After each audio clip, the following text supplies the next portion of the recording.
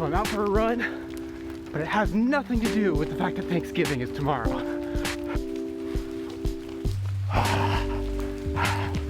No, this is because I'm pretty out of shape and I have a big adventure planned for 2021 that's going to require a lot more energy and balance and muscle usage than I currently have.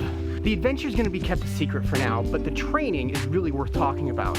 I'm going through a program called the Adventurer's Workout, and it was developed by my buddy Kirk Garner, who I interviewed for this video. Let's talk to him first about what this is intended to do. I decided that the world kind of needed a training program specifically for making people better at doing these kinds of outdoor, off the trail kinds of adventures. My grandpa was a real adventurer. He actually like named things and was the first person to climb certain mountains and stuff like that. So yeah, I with that in mind, I thought about what an adventurer needs to be able to do and what they need to be good at doing. Sure. Like walking long distances, carrying heavy weight like a pack, balancing on unstable terrain, being able to move quickly over potentially unstable terrain, and also being able to climb. So a little bit of upper body strength. Say, for example, you're adventuring with a friend, an adventure partner, and they slip and stumble and they're sliding down a mountain. You want to be able to grab them and pull them back up, right? I mean, the grip strength can become a lifesaver.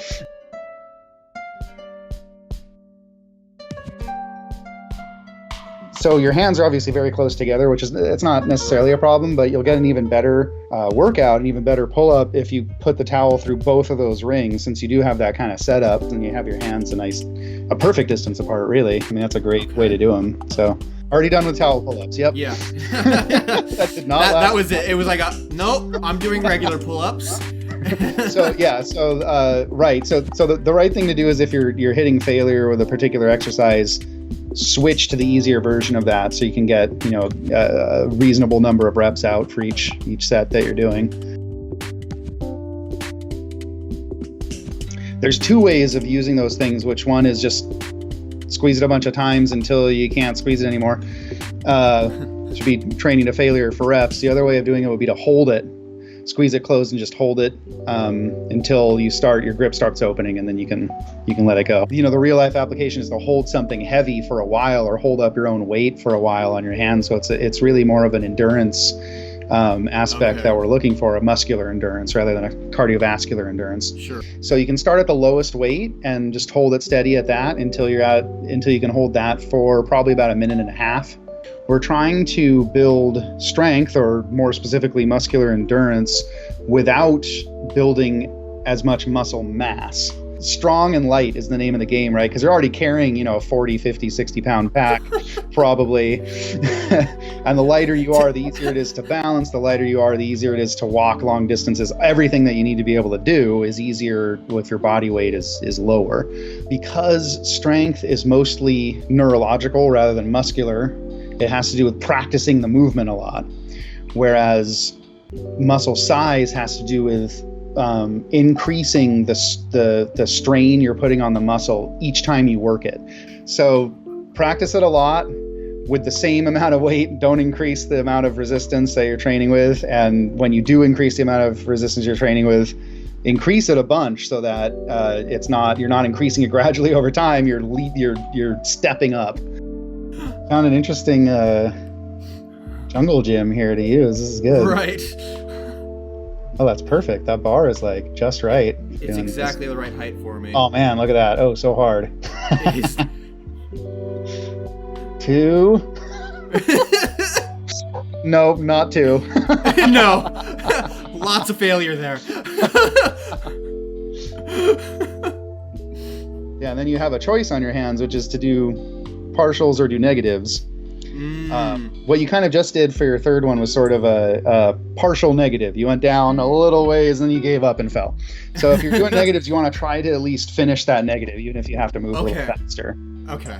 In general, I would lean towards the negatives over doing the partials. I think I said to do partials, or I talked more about partials in the write-up, but really probably the negatives might be a better way of doing it, just because it keeps that full range of motion throughout. You don't want to end up being very strong in one part of your motion and then weak in another part when you do start doing the full range.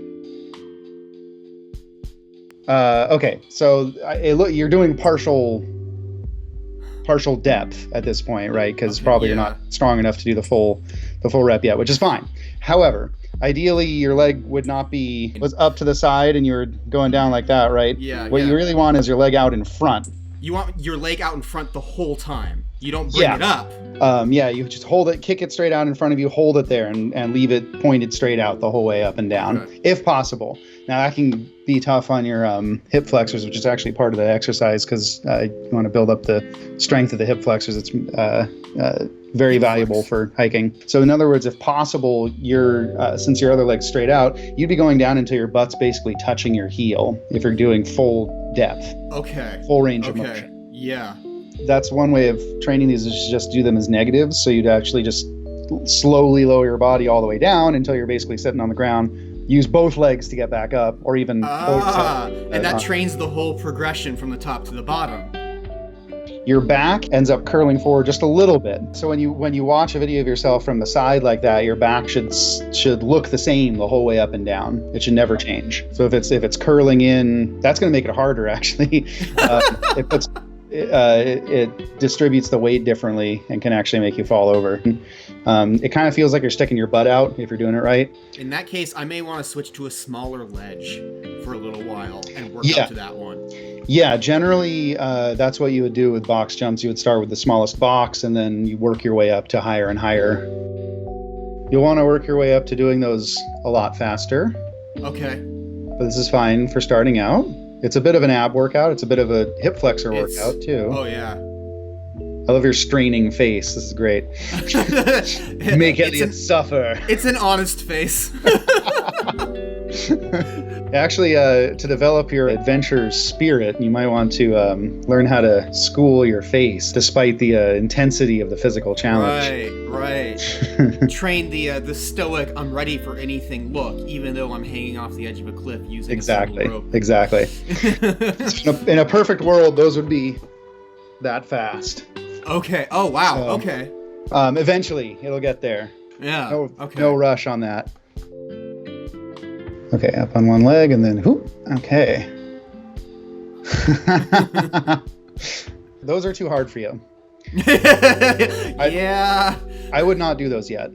Okay. Because you're more likely to sprain your ankle than to get fitter by doing these at this point. Right.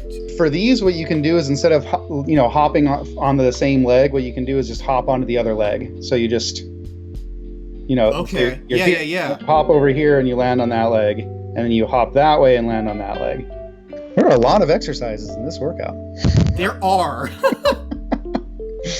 Aha, side plank. Great thing to do on that one. Do it yoga style. Put your arms straight up. It's almost like doing a Superman, actually, but you're on your side, so you get a little bit of that back work too.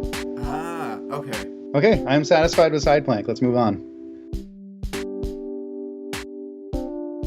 Again, you've skipped to the hardest version of this exercise. So your stance is too wide, which is not something I almost ever need to say to anybody ever. Congratulations, your stance is too big.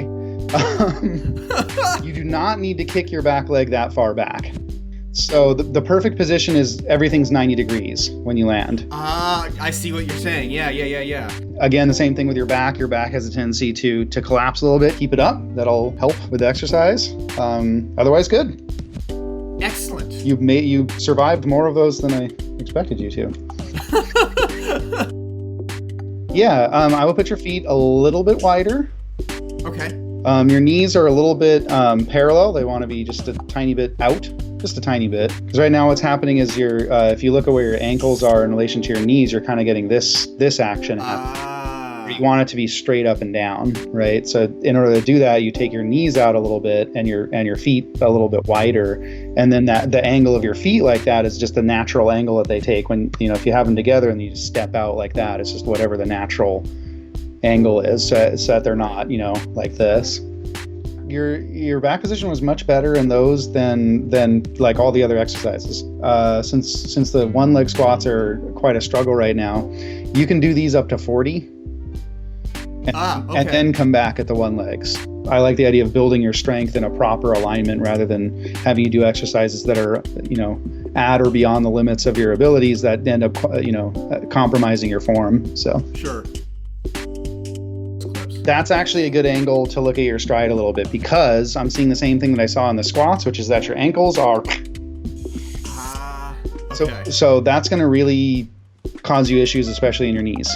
So what you want to make sure you do is your legs are not out, not in, not anything, just perfectly straight ahead. Okay. Doctors do not recommend that you run, basically, because it's hard on your joints, especially in the long term. So, but really good training for adventures. So, So here we are. yeah. First thing you're doing, like we talked about, you're doing some of the hardest versions, these exercises. You're doing kind of the full version of something that has an easier version available. So I would switch those easier versions. You can go slower. In a lot of these, you're trying to go as quickly or as hard as you can. You don't need to. As soon as it starts getting really hard, switch to an easier version on any exercise you're doing. And you can also take more rest in between. I know that makes the workout take more time to complete, but you'll have an easier time getting through it. Okay. Awesome. Yeah. Well, thank you. I Yes. appreciate your help and your advice, and I'm looking forward to seeing how this whole routine turns out in a couple of years. Me too. I can't wait. A couple of months, man. I mean, you're going to be a lot fitter and a lot stronger in short order doing this kind of stuff. So, Whew. All right. yeah, Well, it's exciting. Thank you very much. Thank you. Thanks for play testing this.